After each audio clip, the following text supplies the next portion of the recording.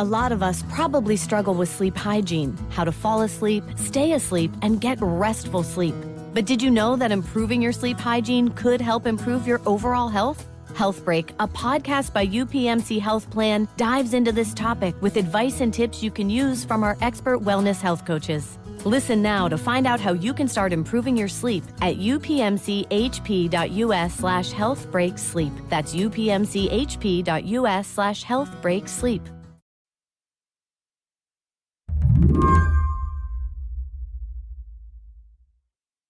So, Ben, how many emails a day do you get from the Trump campaign? Oh, dozens, right?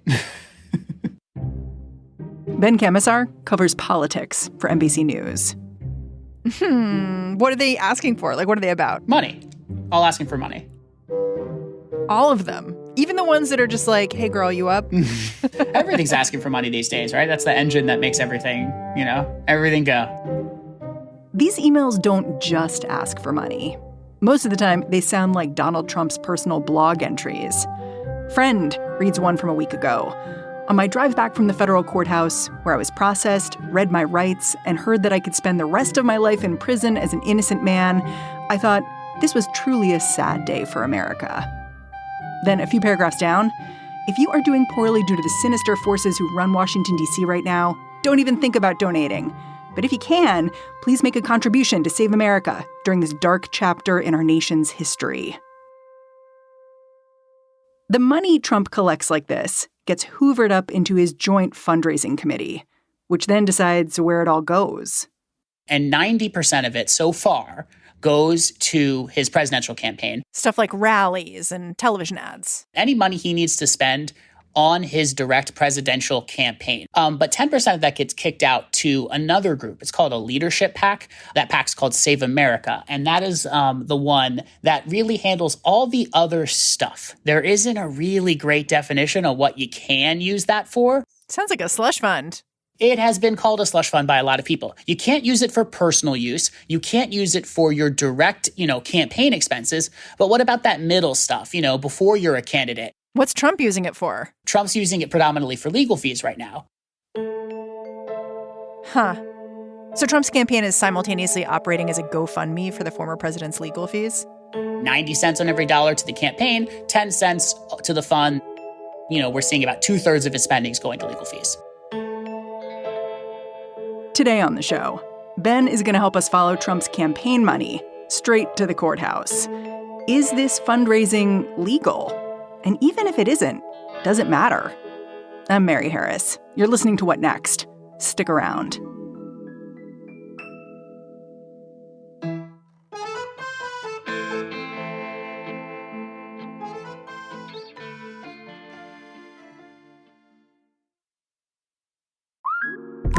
Between the kids being home and hosting, everything in our house gets used up in summer. With Instacart, I can save money by stocking up on all my favorite summer brands. I save time by getting everything delivered in as fast as an hour. And I save myself a sink full of dirty dishes by stocking up on paper plates for the annual summer cookout. Save more on summer essentials? Spend more time enjoying summer. Add summer to cart. Download the app to get free delivery on your first 3 orders. Offer valid for a limited time. Minimum $10 per order. Additional terms apply. Want to lose weight, be less stressed, or manage a condition? Prescription for Wellness can improve your health with personalized sessions based on your schedule. Our expert health coaches and care managers use proven techniques. It's free for UPMC Health Plan members and could lead to the results you want. For more information, visit upmchp.us/pfwellness. That's upmchp.us/pfwellness.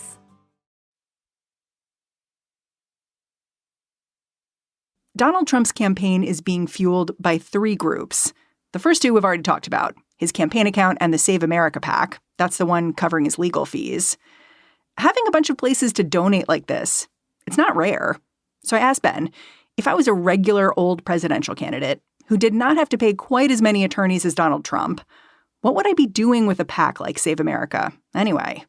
As a presidential candidate, you would be using it, you could give checks of about $5,000 to all of your people who have endorsed you or all of the people you want to endorse you, or, just common cause types things. You could be donating that to charities. You could be donating it to local political groups. It's a way to win friends and influence people. Exactly. Win friends and influence people. So there's Trump's campaign account. There's Trump's leadership PAC. That's the one paying his legal fees. But there's also a third organization, MAGA Inc.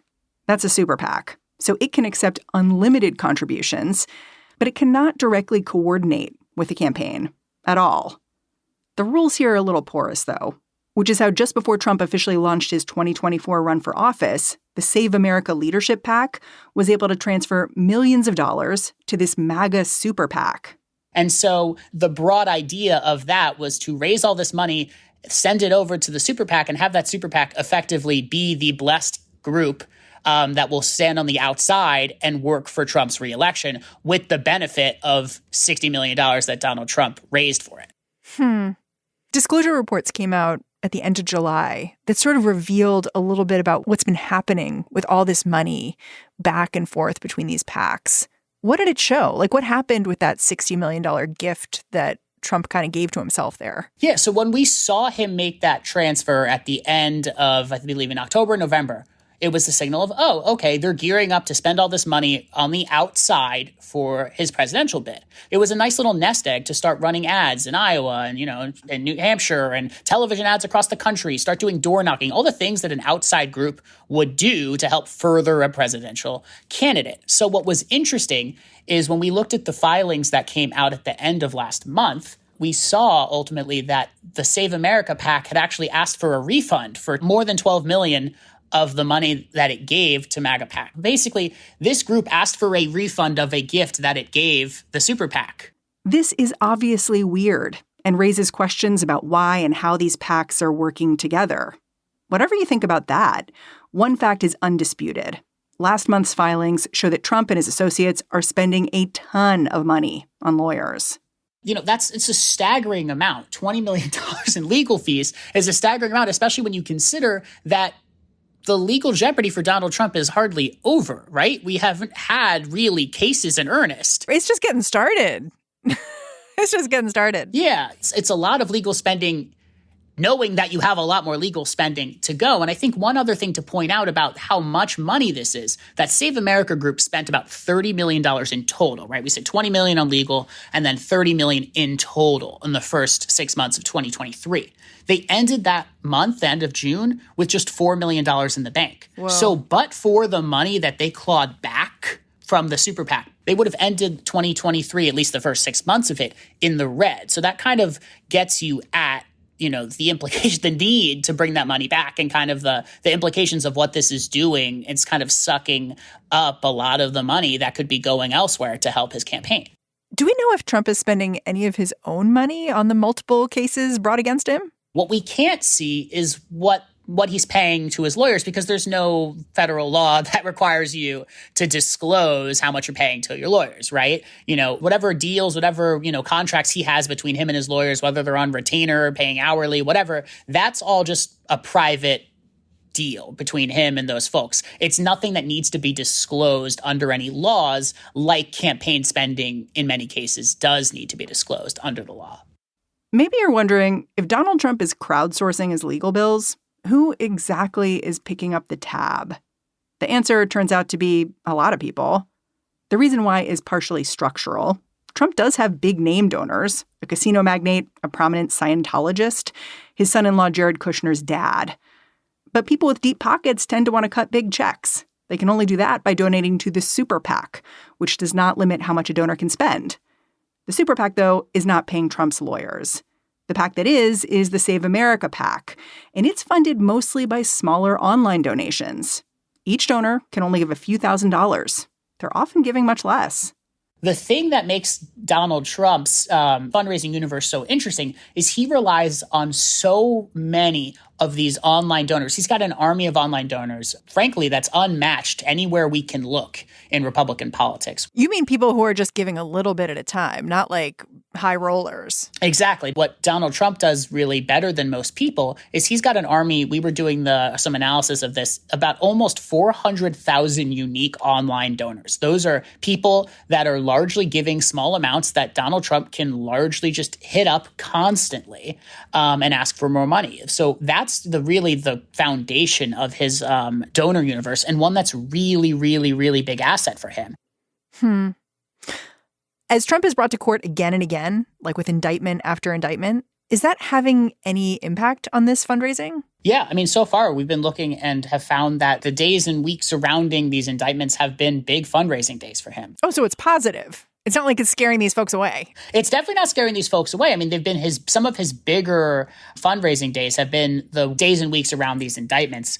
The first indictment, the one in New York, was the biggest spike of the period that we looked at. The second indictment was a smaller spike, but still a significant one. I mean, and it's not just bringing in money, it's also bringing in new, unique donors to the fold. So it's snowballing. Exactly. You're bringing in more money that you can spend, on your presidential campaign. And, I guess 10% of it going to your legal fees or to the Save America, which could pay for the legal fees. But you're also bringing in more people and sort of, expanding that donor base again and again and again. It's the intensity is going down, but it's still significant each time. After the break, is any of this legal? And are these donations enough to cover Trump's ever-increasing bills?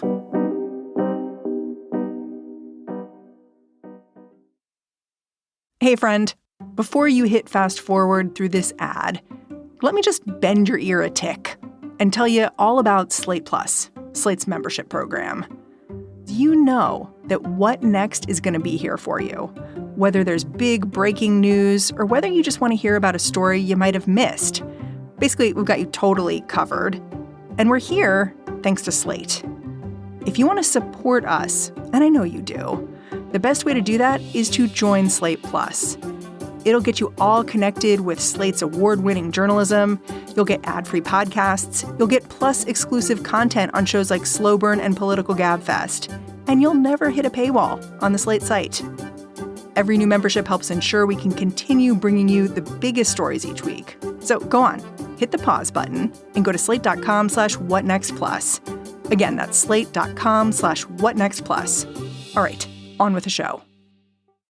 Can I ask a pretty basic question? Is it legal for Trump to be using his campaign to fund his legal cases? Like, I know this is a dispute, so I'm kind of curious if you can lay out the arguments on both sides here. Yeah, I'd say probably. Probably. So first off, we'll say that the FEC, the Federal Election Commission, it has, commissioners for both sides of the aisle. We've largely seen on any big question, the Republican appointees will vote with the Republican side, the Democratic appointees will vote with the Democratic side. So a lot of these big questions end up getting deadlocked. And deadlocked basically means you can't tell me I can't do it. And so, there's two pieces of this. Can Donald Trump raise money to both his presidential campaign and to Save America?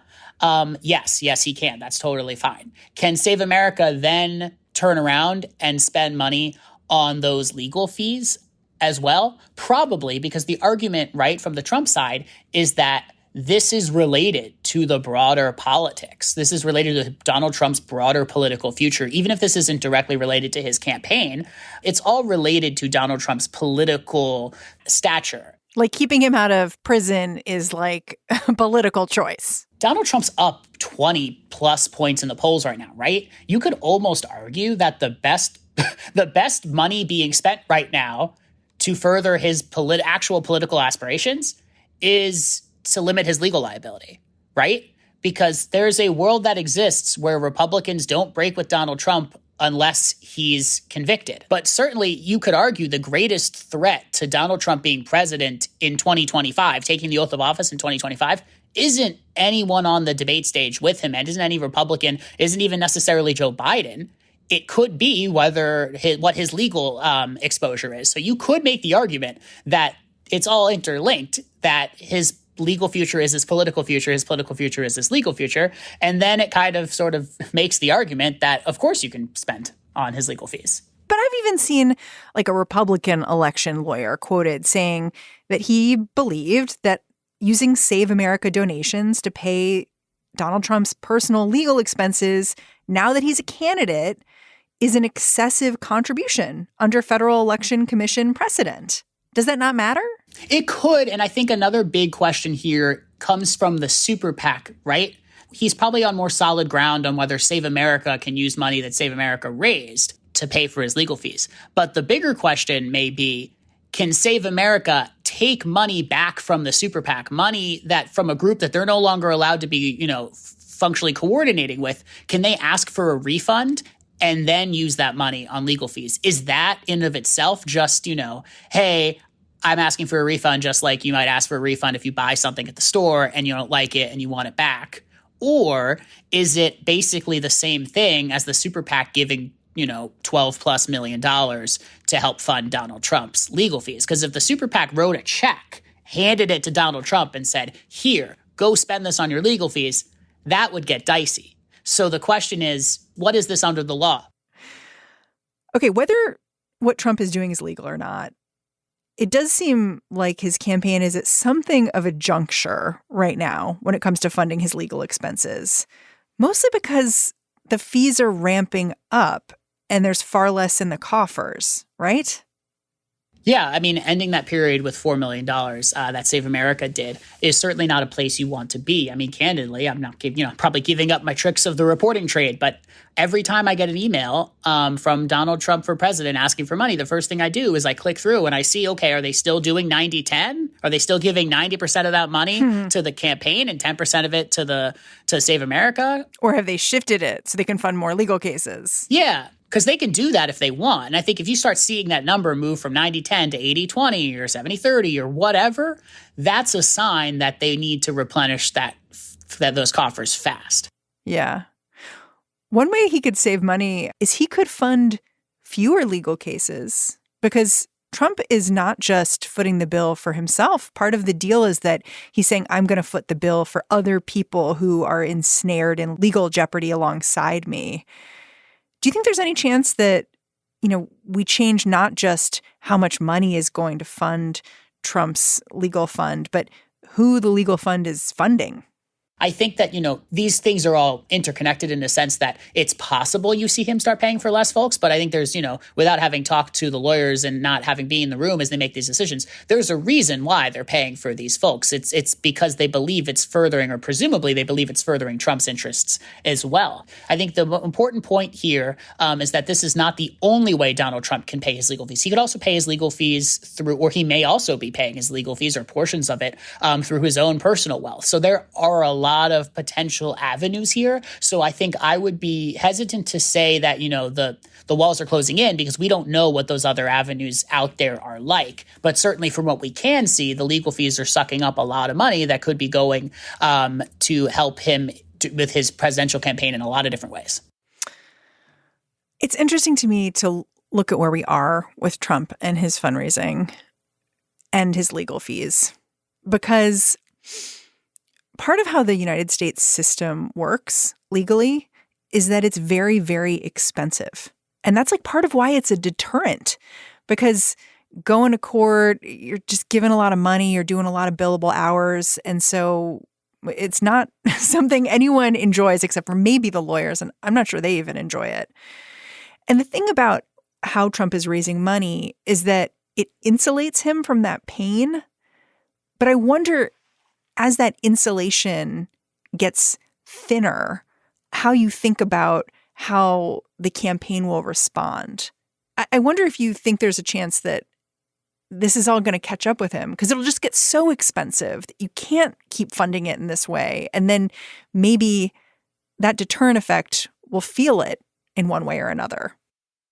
I mean, it's certainly possible. But I think what I would say is, as these indictments continued to pile up, as you look at the court dates all interspersed on a calendar next to the primary and the election calendar next year, I think you could make the argument, and I will make the argument, that Trump's legal future is tied in with his political future, to the point that there really is not much separation, right? The hardest fight that Donald Trump probably has ahead of him, at least until the general election, isn't necessarily against Ron DeSantis or Nikki Haley. It's probably against insert, prosecutor A, B, or C, or potentially or D. It becomes a political fight. I mean, he's running ads on television attacking the prosecutors in a way that people would run ads attacking their, their political opponents, because they sort of are his political opponents through his lens. He's not going up on the air in Iowa as much because he doesn't need to. He's up by 20. He's going up on the air in Georgia this week, running an ad attacking Fani Willis ahead of a potential indictment. I think that is an important sign of how everything here is kind of linked for him in a way that kind of bucks how we normally think about legal jeopardy in politics. Do you think Trump's going to end up having to make a decision to prioritize his campaign versus his legal fees at some point, like cut back on campaign spending in one way, pay his lawyers? I don't know. And that's why I'm paying attention to this allocation, right? If they're starting to move the fundraising allocation more toward the group that pays for his legal fees, I think it'd be an interesting sign. But at the end of the day, he has this massive group of online donors. And I really want to underscore this again. The debate thresholds, anyone that's trying to make the debate thresholds for the first Republican debate, the RNC just says, hey, you just have to have 40,000. That's a high enough bar that we consider you, a serious candidate. Donald Trump had 400,000. And so when you think about this renewable resource, it's pretty significant. It sort of reminds me of a prime Michael Phelps or a Katie Ledecky, you swimming around with a weight around your neck. Yeah, you're probably going to do worse, but you're still Michael Phelps. You're still Katie Ledecky. You're still going to be pretty good, all things considered. As this legal jeopardy continues for him, it's going to be interesting to see if that dissuades any of these donors or if it just galvanizes them and makes this sort of renewable resource even more powerful. Ben, I'm super grateful for your time and your reporting. Thanks for coming on the show. No, thank you. Ben Kamisar is the deputy political editor for the NBC News political unit. And that's the show. What Next is produced by Paige Osborne, Elena Schwartz, Rob Gunther, Madeline Ducharme, and Anna Phillips. Ben Richmond is the senior director of podcast operations here at Slate. We are led by Alicia Montgomery with a little boost from Susan Matthews. And I'm Mary Harris. You can go track me down on Twitter. I'm at Mary's Desk. All right. Talk to you tomorrow.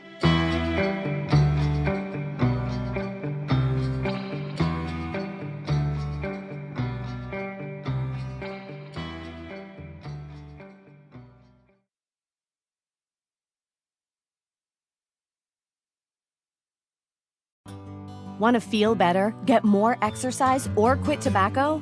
Prescription for Wellness can improve your health with personalized sessions based on your schedule. Our expert health coaches and care managers use proven techniques. It's free for UPMC Health Plan members and could lead to the results you want. For more information, visit upmchp.us/pfwellness. That's upmchp.us/pfwellness.